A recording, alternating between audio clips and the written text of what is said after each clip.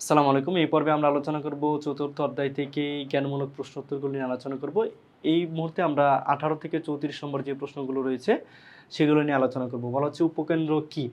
উপকেন্দ্র হচ্ছে আ ভূ ভূকম্প বিজ্ঞানের পরিভাষায় উপকেন্দ্র হচ্ছে অবকেন্দ্র বা ফোকাসের সরাসরি উপরে অবস্থিত ভূপৃষ্ঠের উপরিতলের একটি বিন্দু, যেখানে ভূমিকম্প বা ভূগর্ভস্থ বিস্ফোরণ উৎপন্ন হয়। তো আমি যদি আরো সহজ ভাষায় বলি যে যখন ভূমিকম্প হয় তখন এই কেন্দ্র থেকে সরাসরি উপরের দিকে অবস্থিত যে জায়গাটা এটা হচ্ছে উপকেন্দ্র।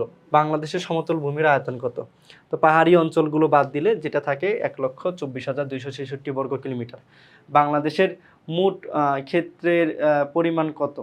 বাংলাদেশের মোট ক্ষেত্রে বলতে হচ্ছে এখানে এটি একটু পেঁচায়া প্রশ্ন করেছে। মোট ক্ষেত্র মানে মোট আয়তন কত? এটা হচ্ছে কত বর্গ মাইল বলা হয়েছে? ৫৬,৯৭৭ বর্গ মাইল। পরবর্তীতে বলা হচ্ছে জনসংখ্যার দিক দিয়ে পৃথিবীতে বাংলাদেশের স্থান কত বা অবস্থান কত? অবস্থান হচ্ছে অষ্টম। কততম? অষ্টম। বর্তমানে মাথাপিছু জমির পরিমাণ কত? ০.২৫ একর। প্লাবন সমভূমির আয়তন কত? যেটা হচ্ছে একটু আগে আমরা পড়লাম যে পাহাড়ি অঞ্চল বাদ দিয়ে ১,২৪,২৬৬ বর্গ কিলোমিটার। পৃথিবীর অন্যতম বৃহৎ বদ্বীপ কোনটি? এটা হচ্ছে বাংলাদেশ হচ্ছে পৃথিবীর অন্যতম বৃহত্তম বদ্বীপ, যেটা হচ্ছে এই যে এরকম দেখায় আর কি, ঠিক আছে? এরকম মানে মাত্রা ছাড়া যে বট দেখায় বা ডেল্টা দেখায়, ডেল্টার মতো দেখায়, এটা হচ্ছে বদ্বীপ। তো তারপরে বলা হচ্ছে কনসোর্টিয়াম ইঞ্জিনিয়ারিং কত সালে বাংলাদেশের ভূমিকম্প বলয় সংবলিত মানচিত্র তৈরি করে? এটা হচ্ছে ১৯৮৯ সালে বাংলাদেশের ভূমিকম্প বলয় সম্বলিত মানচিত্র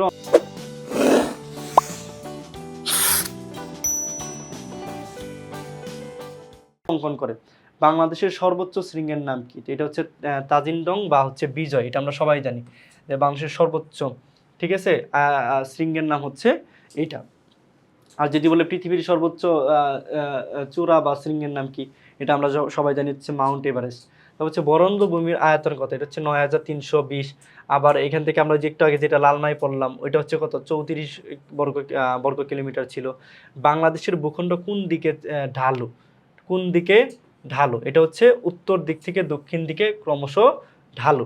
১৯৭৪ সালে বাংলাদেশে মাথাপিছু জমির পরিমাণ ছিল কত? ০.২৮, যেটা বর্তমান হচ্ছে ০.২৫। বাংলাদেশের শীতলতম মাস কোনটি? এটা হচ্ছে জানুয়ারি মাস হচ্ছে সবথেকে বেশি শীতলতম মাস হচ্ছে জানুয়ারি। বাংলাদেশের জলবায়ু কী নামে পরিচিত? ক্রান্তীয় মৌসুমী জলবায়ু নামে পরিচিত। পরবর্তীতে বলা হচ্ছে বাংলাদেশের শীতকালের স্থায়িত্বকাল কি? এটা হচ্ছে প্রতি বছর নভেম্বর থেকে ফেব্রুয়ারি মাস পর্যন্ত এই শীতকালের স্থায়িত্বকাল। তারপরে এই মার্চ থেকে আপনার কি শুরু হয়ে যায়? আপনার গ্রীষ্মকাল শুরু হয়ে যায়, ঠিক আছে?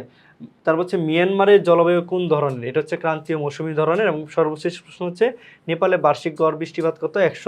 ১৪৫ সেন্টিমিটার হচ্ছে তাদের বার্ষিক গড় বৃষ্টিপাত। তো এই ছিল এই অধ্যায় থেকেই যে গুরুত্বপূর্ণ জ্ঞানমূলক প্রশ্নগুলো ছিল সেগুলো নিয়ে আলোচনা।